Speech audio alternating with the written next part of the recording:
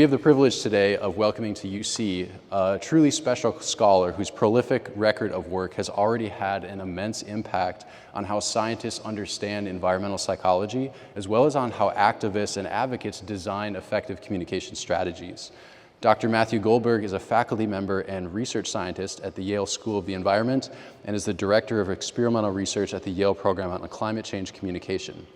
His academic work, which you'll hear a small fraction of today, studies how people think and act on environmental issues, as well as how we can design more effective communication strategies. With over 60 peer-reviewed publications and dozens of additional research reports, he has received the Rising Star Award from the Association for the Psychological Science, as well as the Early Career Achievement Award from the American Psychological Association. This work has been widely covered in the media, including in the New York Times, the Washington Post, Time Magazine, NBC News, ABC News, The Guardian, CNN, and the LA Times, and you also may have caught him on NPR's Science Friday. In case that's not enough, in March of 2024, he ran 33 miles for his 33rd birthday, and from what he's told me, he's aiming for 34 for his 34th this spring. But most importantly, he is inspiring in his character, exemplifying the scientific virtues of humility, curiosity, and perseverance. Through his mentorship of students and his collaborations with his research partners, he's built a reputation of not only being a prolific researcher, but also a truly wonderful human. So on behalf of Pew's and our other co-sponsors, it's our privilege to welcome Dr. Goldberg to the University of Cincinnati to share with us some of the findings from his work, lessons learned along the way, and tangible strategies that can help us as we try to move the needle on this important issue. So please join me in welcoming Dr. Matthew Goldberg. Thanks so much, everybody. Thank you to our sponsors. So glad to be here. Thank you for the warm welcome. I was going to name this talk the Abel and Matt Academic Bromance, but I don't know if it would sell well, so I named it this. So yeah, excited to share some of our work with you all today. One of the big things that kind of centers all of our work is that huge issues like climate change, they have many great solutions, many great innovations that could help us mitigate it and adapt to climate change, but we lack the public and political will to address it. So we are driven by this idea that good ideas don't necessarily succeed on their merits, and there's a lot that we need to do to drive social change, so change hearts and minds among the American public and all around the world. And so I'll break this talk into three main parts. And this also will just give you a general idea of how I'm thinking about these kinds of things in our work. And so starting with number one, so as Abel mentioned, I lead the experimental research at the Yale Program on climate change communication. So this is looking at what can we do to move people in the right direction on this. And this first part of the talk is first just orienting ourselves to where we should even focus. So this is in identifying intervention points. Next, we'll focus on some of our attempts to change hearts and minds, and I'll highlight some success stories. And then lastly, we'll zoom out a bit and think about how we do this on a mass scale. There's so much progress that we need to make. And so I'll just do a little preview of the kinds of things we've been thinking about and how we can drive that progress. So first, identifying intervention points. This is based on this idea that even if we had all the power and resources in the world, we would still have to make strategic choices about where and how to spend it. Spoiler, we don't have all the power and resources in the world, so we got to be extra good with how we spend those resources and where we allocate them. And so first with the basics is tracking public opinion helps us identify intervention points. So this goes way back where the inception of our program in 2007, where we started in 2008 the Climate Change in the American Mind project, and since then our program has gone all around the world, and so I'll show some of that today. And the reason why tracking public opinion is so important is because we need some barometer to compare ourselves to. Where are we making progress in people's basic acknowledgement of the issue, their understanding of its causes and impacts, and their desire to take action? And so over the past few years, we've collaborated with Data for Good and RARE to do these mass level surveys across over 190 countries and territories.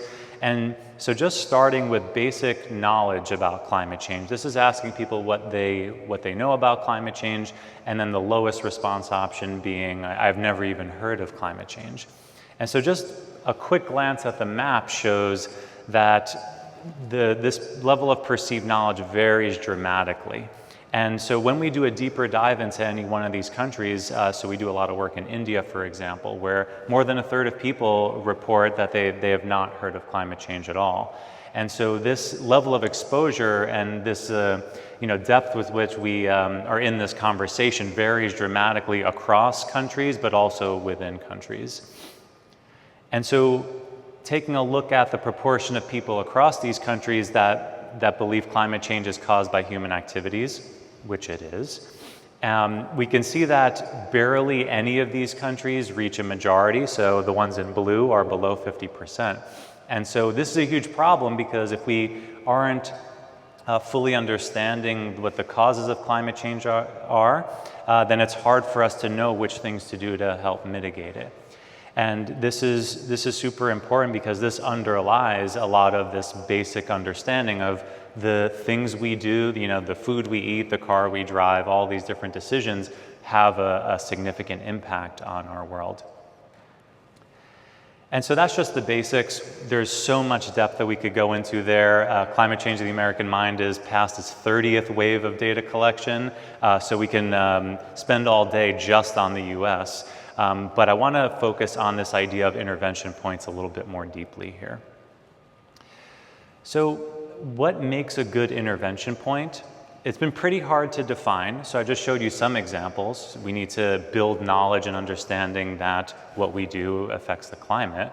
But one thing that our team does, it's pre-intervention. So we are looking for places where it would be most strategic and useful to build action, to build understanding, to connect the dots for people, encourage people to interact with others. So one big one that we've found time and again is that there's this really large gap between worry about climate change and how often people talk about it. So what we find in the US, more or less every year, this fluctuates a little bit, but in general we find that about 2 in 3 Americans are worried about climate change on some level. But at the same time, about 2 in 3 Americans say they rarely or never talk about climate change. And there are a bunch of reasons for this, and this is rooted in this idea of pluralistic ignorance, where we think others are not as concerned, so then we don't express ourselves, and so on. And I want to get into why people don't talk about climate change. It boils down to 2 main reasons. There are a bunch of reasons, but there are 2 big ones that keep coming up in study after study. First one is that I was just saying is that people underestimate how pro-climate others are, and I'll show you some data on that in a moment. And the other one is people think the conversation will be more unpleasant than it actually ends up being. So this is this idea of affective forecasting, is when people imagine talking to someone else about climate change, they often think it's going to be a worse time than it actually ends up being. And so often when I am speaking to someone that I might disagree with on the issue, or we might have some different views on it, I'm often delightfully surprised in how well we could connect, especially in an in-person, trusting environment. And so this is pretty encouraging. So I want to zoom in a little bit on this first point, that people underestimate how pro-climate others are. We've done this in many, many studies, so I'm just showing you a quick snapshot. So in each of these bars on the left-hand side, we have the actual percentage of people that say climate change is happening, that they are worried about it, that we should regulate CO2 as a pollutant, and support for funding renewable research into renewable energy. So the left side is the actual proportion of people surveyed that chose yes or that they support on that thing. But the bar on the right is when we ask people, what do you think most Americans believe? And people can choose a percentage of where they're at, and we can take an average of that. And what we can see again and again is that across these different beliefs and policy support, that people consistently underestimate the level of support. And we can see that this effect is even larger for more popular things. And the reason why this is so important is because often we are scanning our environment for whether people disagree with us, how are they judging us. We're very concerned about social norms. And so this underestimation is a big deal in driving this hesitation to talk about climate change. And if none of us ever talk about it, then we're not connecting with others, we're not building efforts towards collective action. This is a really significant barrier, and it's an intervention point. And so there have been plenty of experiments now on correcting these misperceptions. And this can be applied to all across so many different issues, including climate and issues that are adjacent to it. But we find again and again that when we inform people that most others are worried about climate change, so the actual fact of what people are reporting, in this case in the US, they're much more likely to discuss it with others.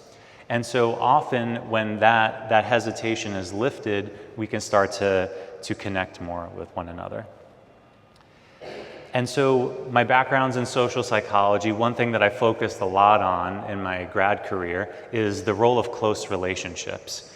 If we're going to move anyone on this issue, our best shot, I think, is people that are closest to us, where we already have trust and rapport, where we're not having to make that leap and build it from scratch, or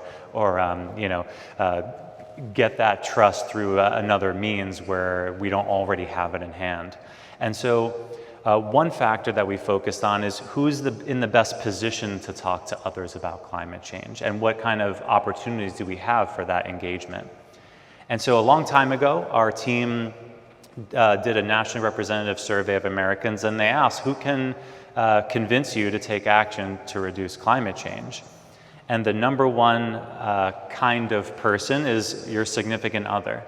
And this makes sense. Often in close relationships research, significant others are among the closest people in our lives. And so this makes sense here.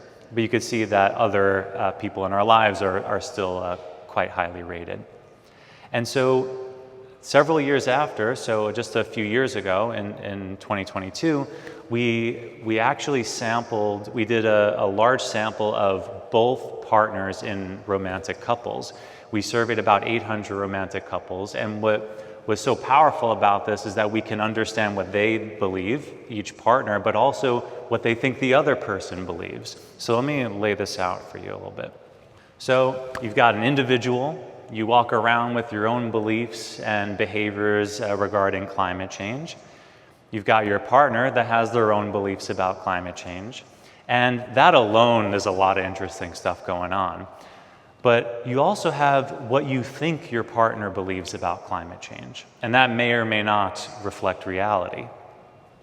And so when we surveyed this large number of couples, we first measured this idea of correspondence. So how much do their beliefs overlap? So we asked them the same survey, a bunch of different stuff about what they believe, what they're worried about regarding climate change, what kinds of actions they're taking, and we created a big index, and we measured correspondence.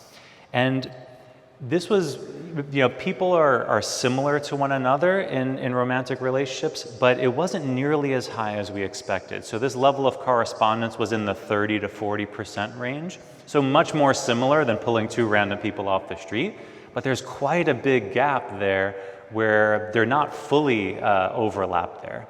And this is pretty surprising, is because there's a huge amount of research that we tend to seek out partners that are very much like us already. I'm guessing that most people aren't thinking about climate change when they're dating, but that's increasingly changed because this paper has gotten a ton of coverage where this is increasingly the case.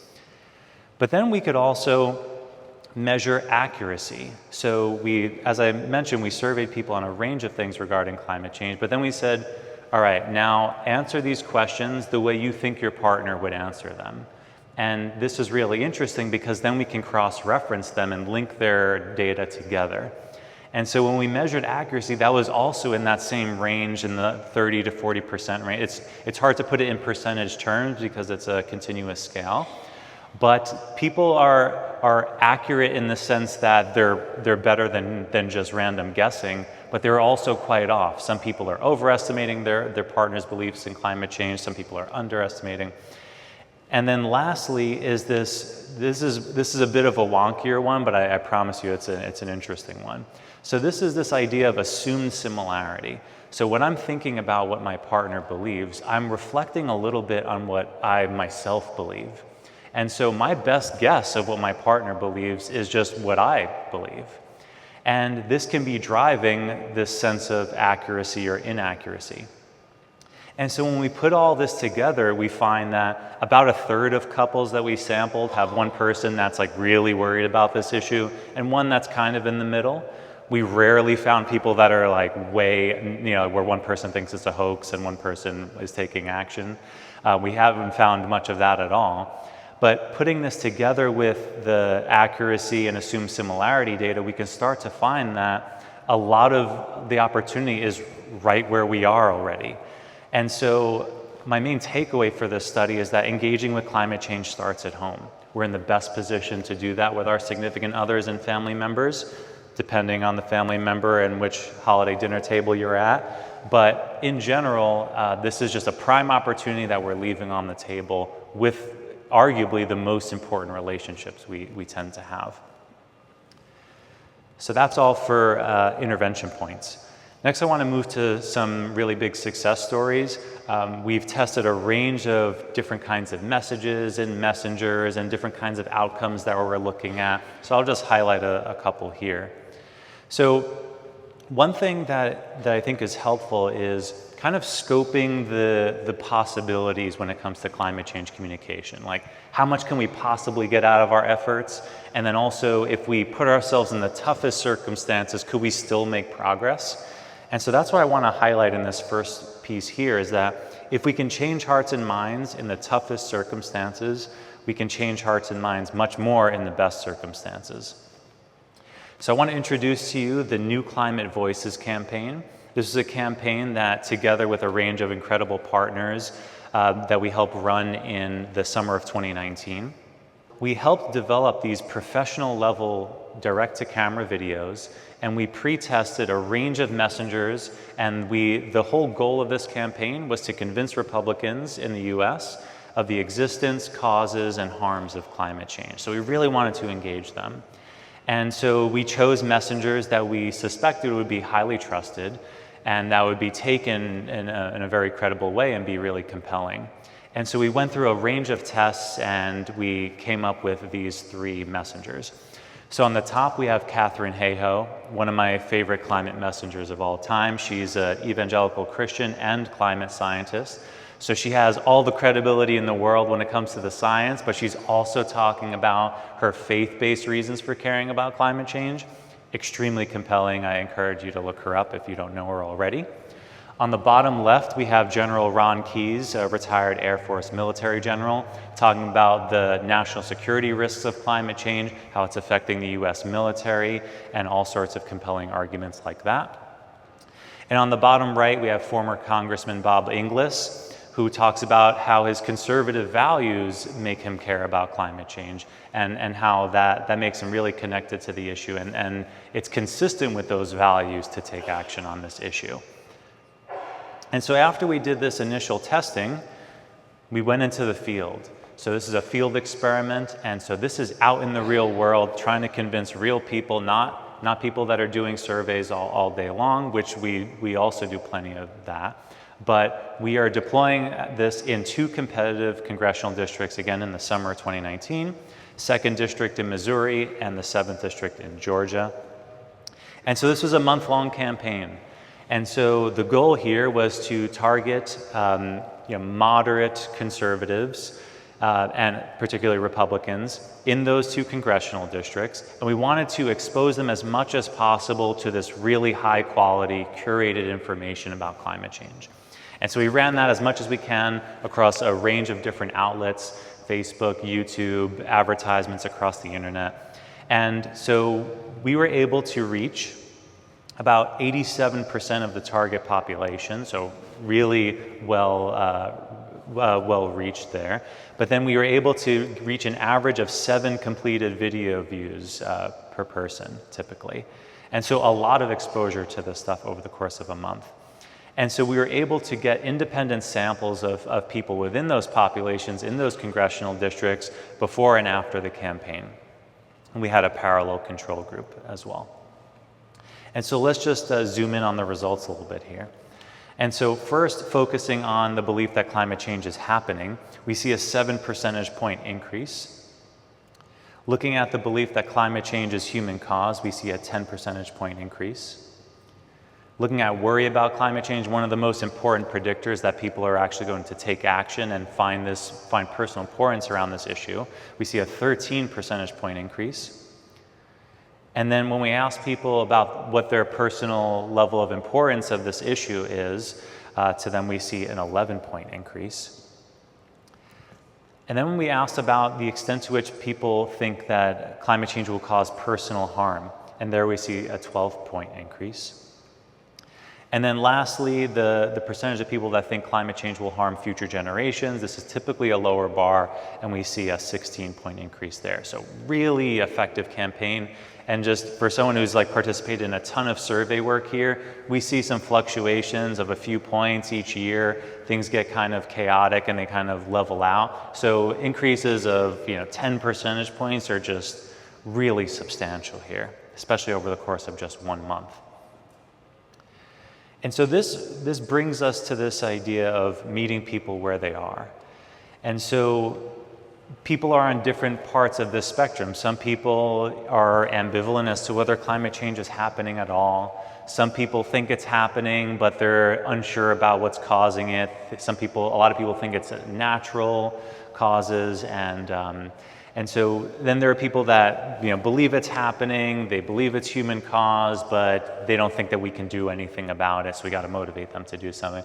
Then there are people that they think it's happening, human caused, they're worried about it, and they want to do something, but they don't know what to do.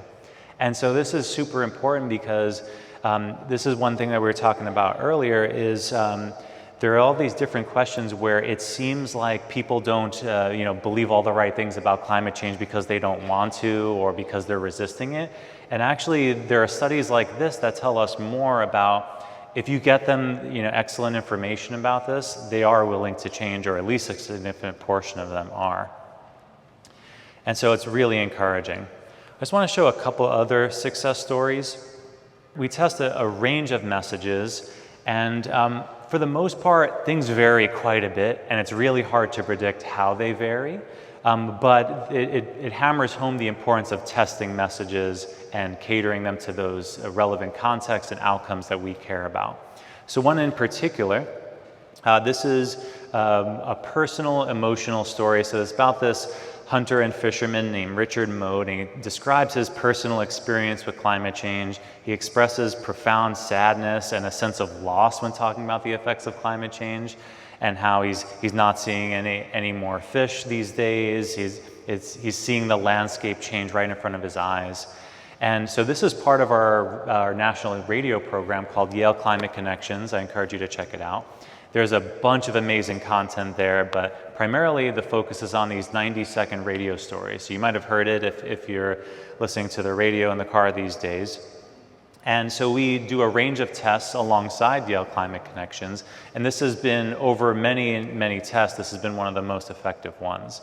And so just hearing this 90-second clip, and so testing is particularly with moderates and conservatives. We saw increases in climate change, beliefs that climate change is happening, human cause, worry about the issue, perceptions of risk to oneself and future generations, personal importance of the issue, and more. So really effective. But then there are other routes to changing hearts and minds on this. It's often in fashion these days to say things like facts don't matter or anything like that. I'm here to say that they do, and especially if they're done in a clear and compelling way. So one on this top right over here is this scientific consensus message. So 97% of climate scientists have concluded that human-caused global warming is happening. Even though trust in science has gone down a little bit over the years, scientists are still very widely trusted, among the highest across different entities that we measure, including government and corporations and beyond. And so this has again and again been a short, simple message that works quite well. And then there are other things where we did a bunch of tests on like, how do we increase support for renewable energy, because this is so central to solving the issue of climate change. And we tested a range of things. We tried to cater it to people's values. We tried to take an environmental angle for people that care about that. We tried to take an economic angle for people who care about that. And those things do work around the edges, but the thing that worked the best was save some money. And so everyone cares about that, more or less. And so when we emphasize the cost savings of renewable energy, then people are more likely to support it, and they want to get solar panels on their roof and so on. And so the main takeaway here through many, many experiments is that there are many routes to success. And so there's no magic sauce, there's no one message to rule them all. I feel like we've been chasing our tail on that a little bit as a field. And so the key thing here is that the way I'd summarize it is that many different things matter a little bit. It's kind of like what makes a good film or good art. It's like kind of slippery as to what makes it good, but it's just lots of little things that matter. And so I think that's what makes a good message. And this is why we again and again find that when we add this ingredient or subtract out this other ingredient, we can improve messaging a bit, but a lot of it's this collection of things. So the New Climate Voices campaign is a good example where we really fine-tuned it and got it just right. And so this good summary is that there are many routes to success here. So now onto this last piece of the talk. I want to zoom out a little bit and think about how we're thinking about this on a mass scale. When we add a strategic angle to this, we need to focus on managing trade-offs. So we only have, as recalling the earlier part of the talk, is that we have limited time and resources, and we have to choose wisely as to which outcomes to care about, which kinds of tactics to try. And so there are lots of things we can change, but it's important to focus on whether that's the best thing for us to focus on. And so this is pulling from a strategic framework that Abel and I developed. And so this is getting at the main idea of it. So one thing, and so applying this specifically to climate change and reducing emissions in particular, is that there's only so much we can change a behavior. So you could imagine a spectrum of like how changeable a behavior is and how much we can influence that with messaging, incentives, and so on. And then those behaviors are associated with different carbon impacts. And so looking at all these different field interventions, last year together with a few colleagues, we published a paper looking at all the studies in the literature that we could find, 430 field experiments that have attempted all sorts of different interventions. So do we pay people to save energy? Do we use social norms and say what their neighbors are expecting of them? Which outcomes do we focus on? Is it recycling? Is it biking instead of driving? What is it?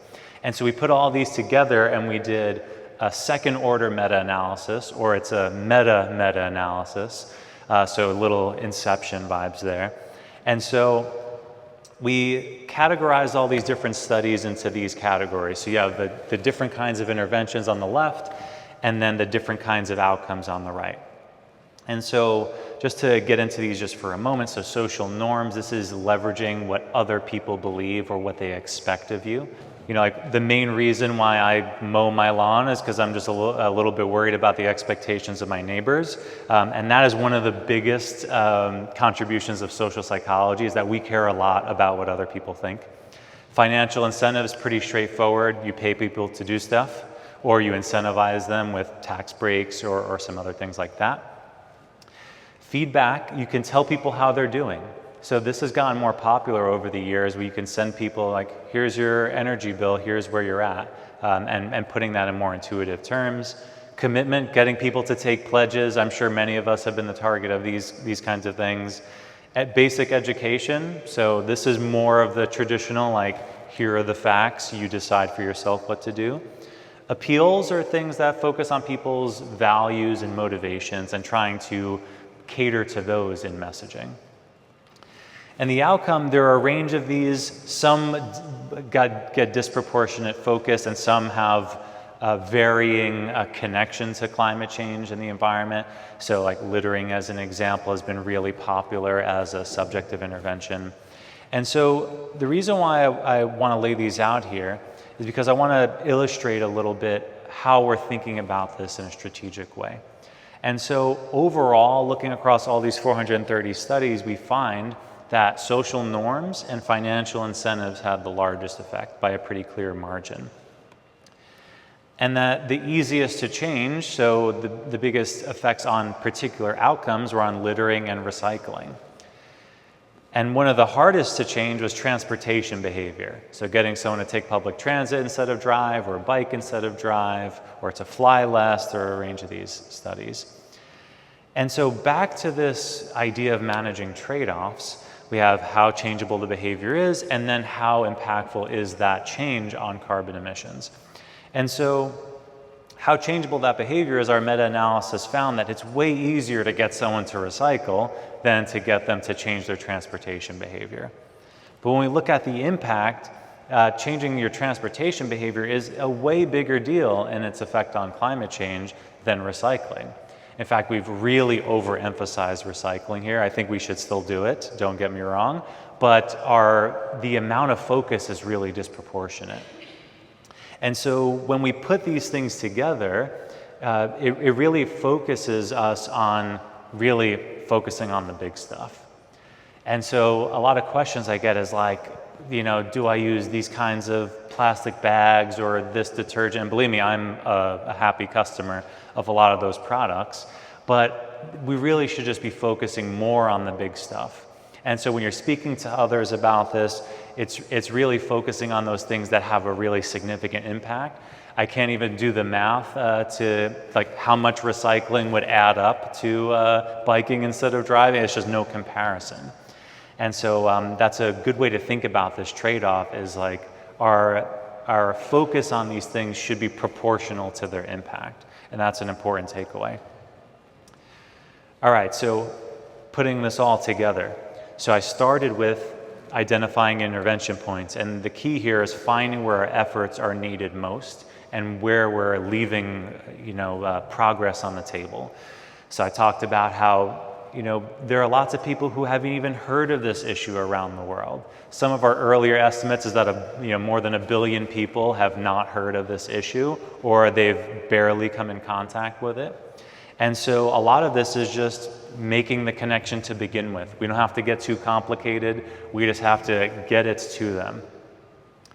And then building on this, when I highlighted that even people that are really worried about this issue, they rarely or never discuss it with others. So that's something that we have to change. And one major part of that is learning that many of us care about it. And so often we're failing to recognize that, or we're underestimating that. And then the last piece around intervention points is that the best place to start to have climate conversations is with loved ones. And so don't be shy in doing that there. And then success stories, the big take home there is that people are persuadable. There are often going through daily life, it feels like we're not making any progress or feel like we're talking to a wall sometimes. But there's such a big difference between progress in the aggregate and one-to-one conversation.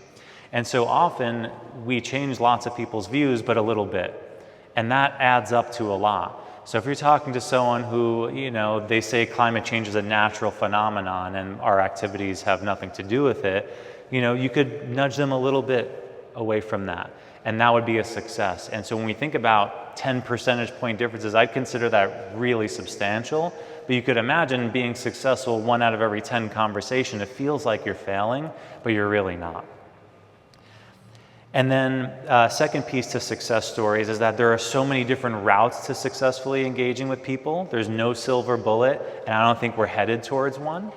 And so in thinking about all these routes, a lot of the people we interact with, they're focused on the big stuff, paying their bills, their personal health, the health and well-being of their loved ones. We can speak to those and be pretty successful there. We don't have to get too complicated. We don't have to really bend into all these different arguments. There are a lot of these routes to success.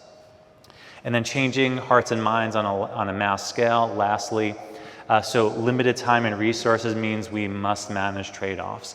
And this again brings us back to focusing on the big stuff. And so we have to focus on these high impact behaviors, because even if they're really hard to change, that probably still amounts to a much larger impact on climate change than getting many more people to recycle or to change their light bulbs. Important stuff, but not nearly as important as the other stuff. And so I just want to say thank you to the Yale Program on Climate Change Communication team, the Yale Climate Connections team. Some incredible people make this work happen.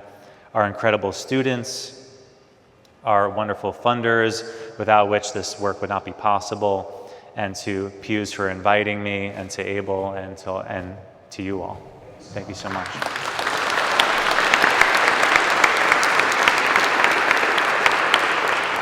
All right, thanks so much. That's a great fodder for conversation here as we enter some Q&A. So I believe we'll have a mic in the center aisle here. If there are things that are on your mind, questions you have specifically about the talk or in general about communicating about climate change, how people think and act on the environment, or research around this that you've heard, feel free to either step up to the mic, or if you're in reach of this cable, I can get to you where you are.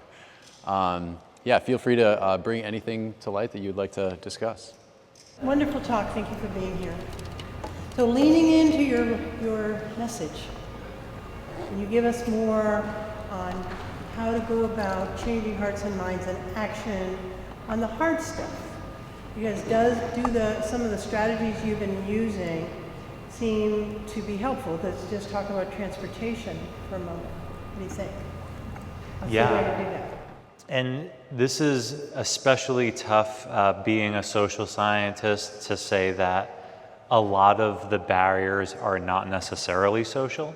So we were talking about this a while earlier in our discussion, that if you're trying to get people to take their bike to work instead of their car, but the path there is totally dangerous with no bike lanes, there's no amount of messaging that's going to change that. And so a lot of this is structural. We think about, like, do I get an EV? Where do I charge it? Like, some of that just is big policy stuff that we must get done.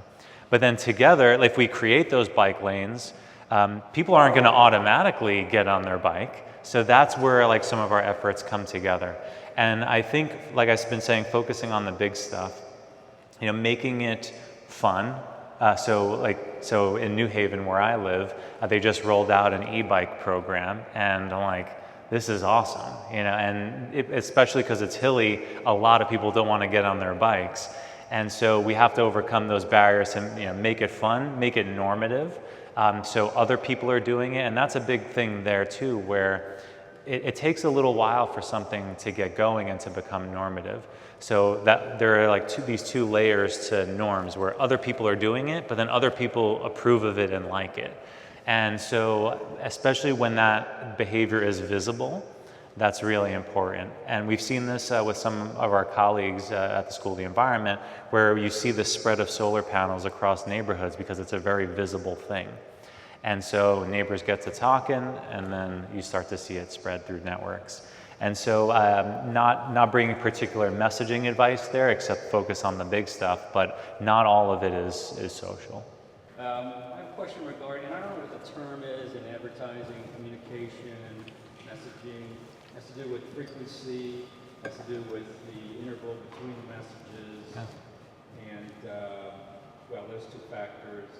First of all, tell me what that term is, I'm just curious to know. But I wonder if you can address that regarding messaging on any of these scales, a personal one or a greater thing, like the campaign you had in Missouri and Georgia, the campaigns in Missouri and Georgia.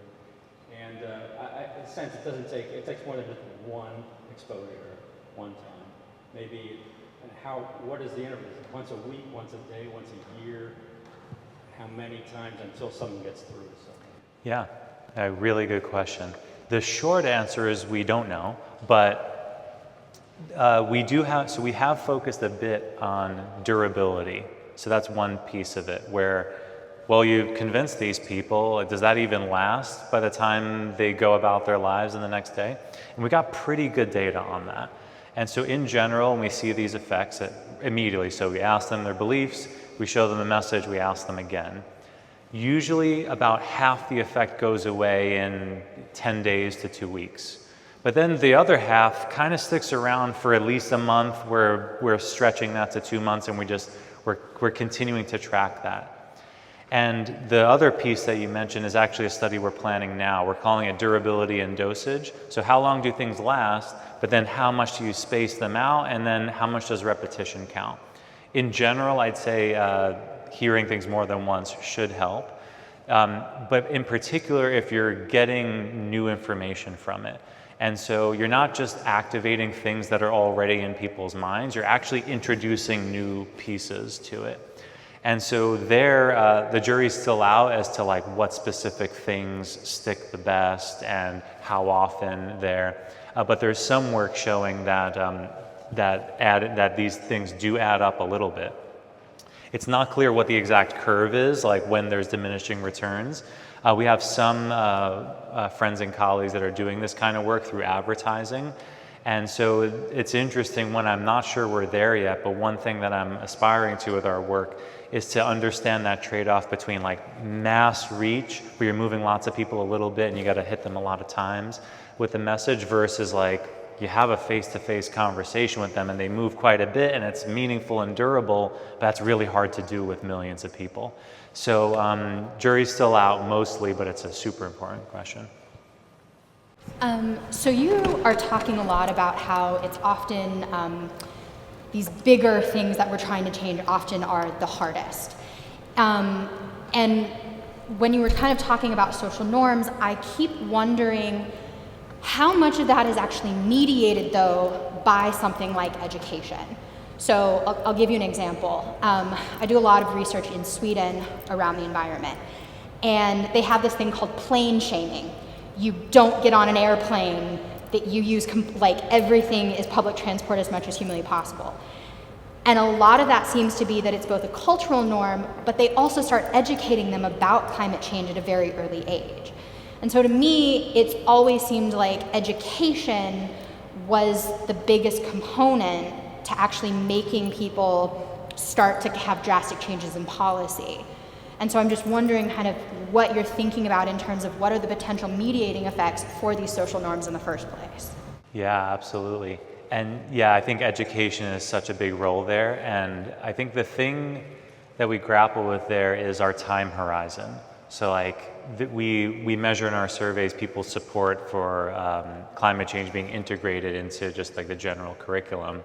And a lot of people do support that, but that's a longer time horizon, because if you're teaching kids, it's going to take a while before all of that seeps in and they become voters and active citizens.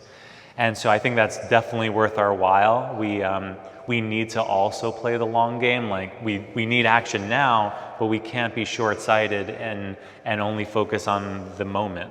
And so I think education plays a huge role there. What leads people to develop that norm? I think people being more visible in their concern, I think, is a big one. So back to that, that divide between like people are worried, but they're not really talking about it. So I think a part of that is speak up. There isn't as big of a social risk as you think, and it takes time. And so I think this also depends a lot on the particular group that you're in.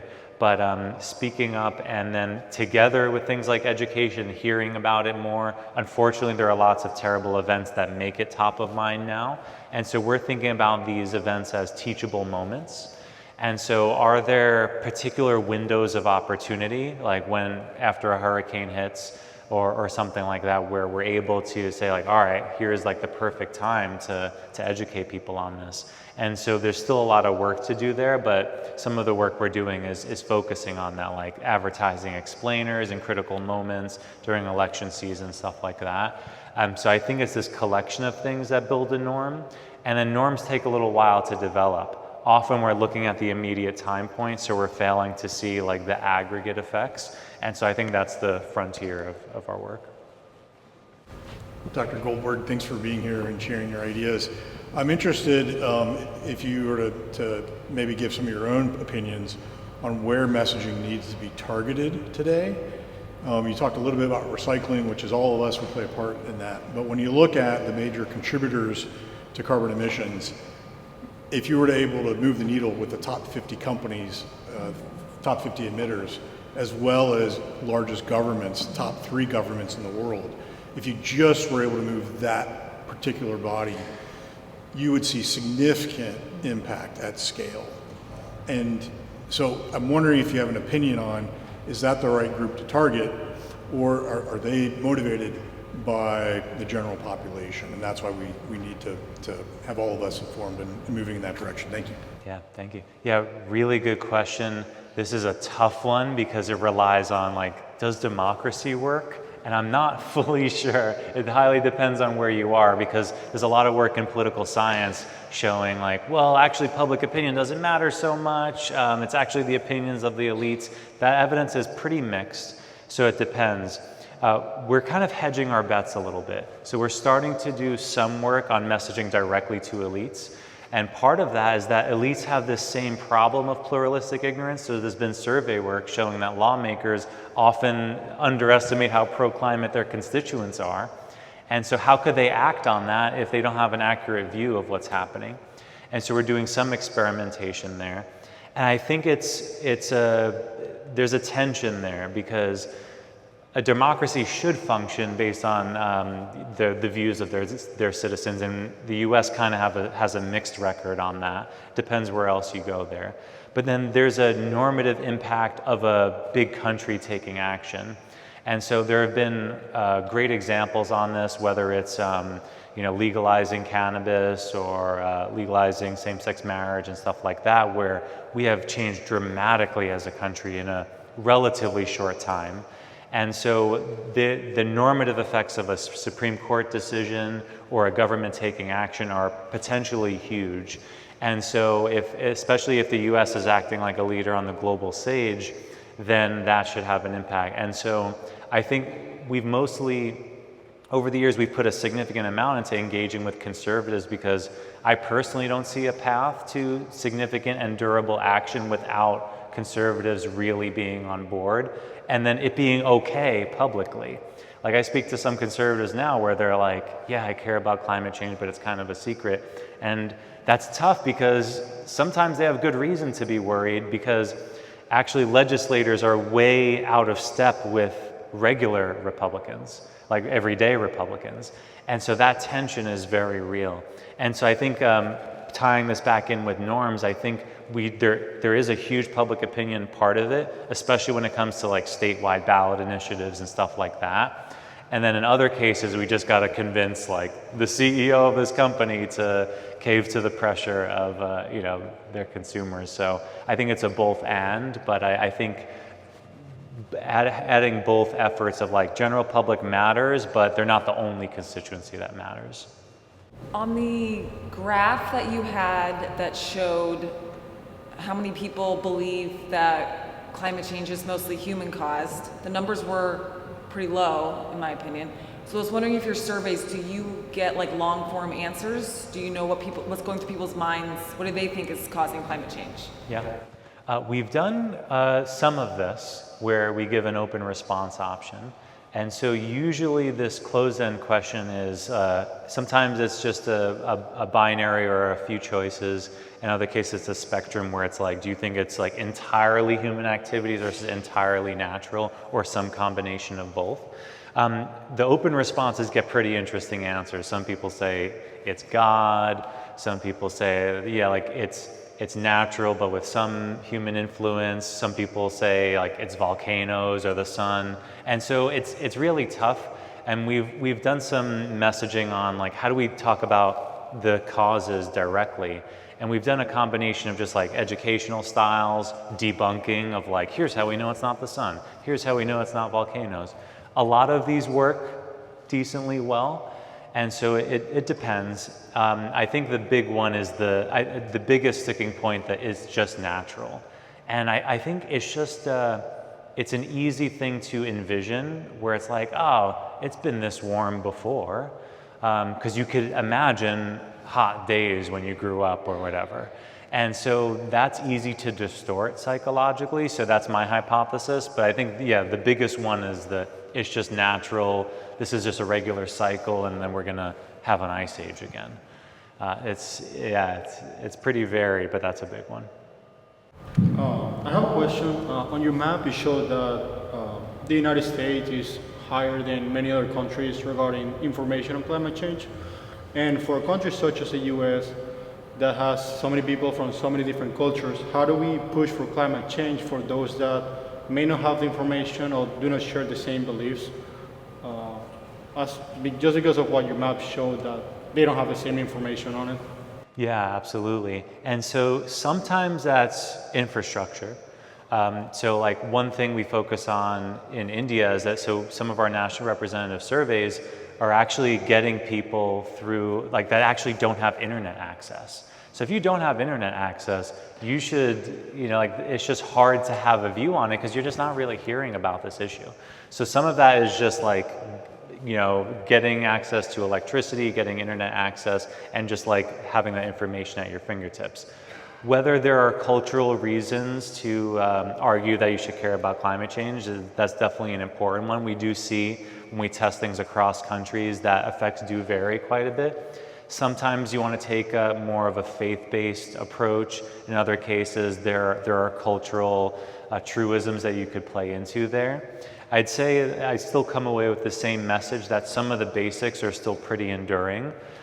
So I'd say it varies, but it takes a deep dive research into the structural problems or limitations of that country, and then just getting at least good messaging to them, and then we can tinker around the edges if we want to make them a little bit more effective, but it won't be make or break typically.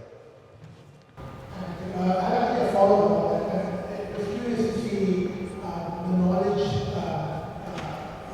is present in other countries like India, where your data show that there is next to lower level of knowledge, right? And like you said, some of that coming from this country.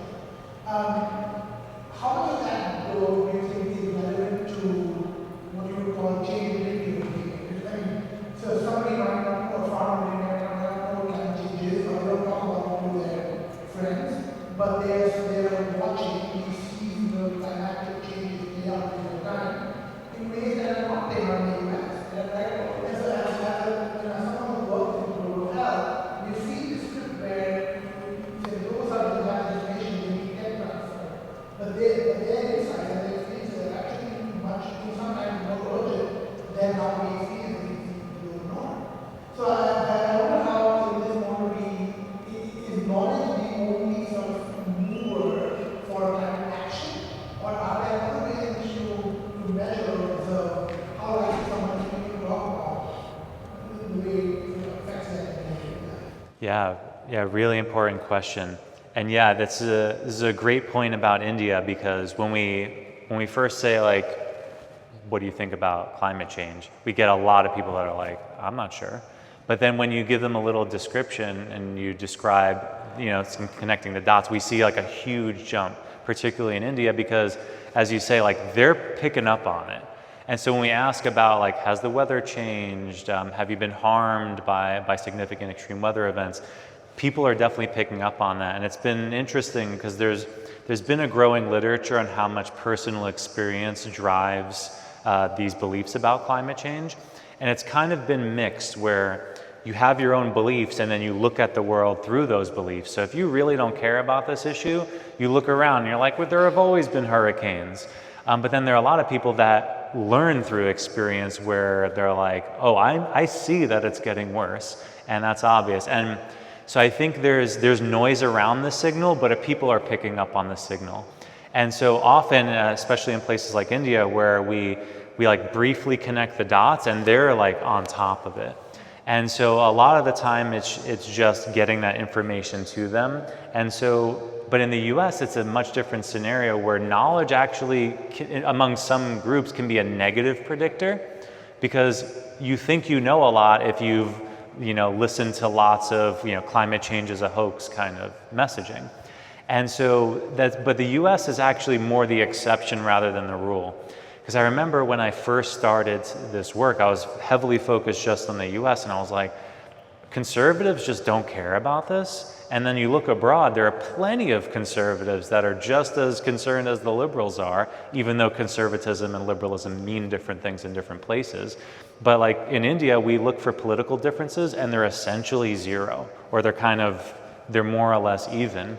And that's just such a shocker, having focused on the US, because this divide is so huge here. And so I think I feel more encouraged when we do our international work, where people are connecting the dots, and there are barriers, but they're just different ones than we see here. So I was really curious about, in not only the videos of conservatives kind of urging people to take things into consideration, but also in the personal stories like the hunter fisherman that you talked about.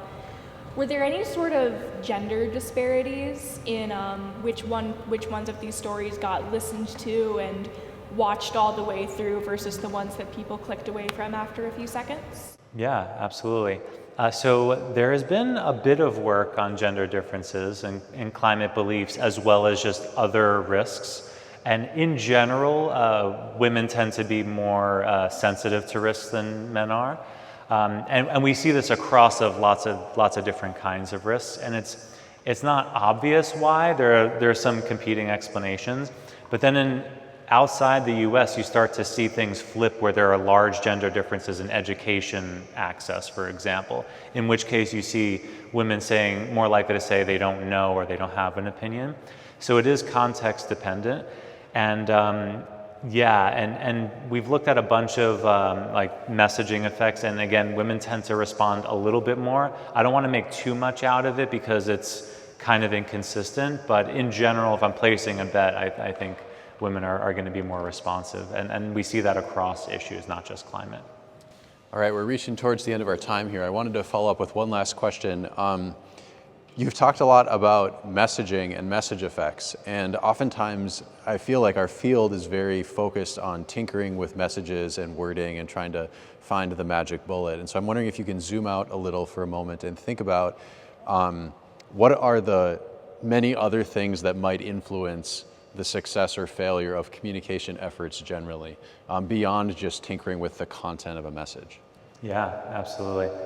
And so Abel's got the inside info, because we've talked about this a ton, where we get a little bit of frustration where it's like all of climate communication is not like the words we use and the kinds of emotions that are in the message. Like that matters a lot. But the raw signal of like, are you even hearing about this? And is the stuff you're hearing any good?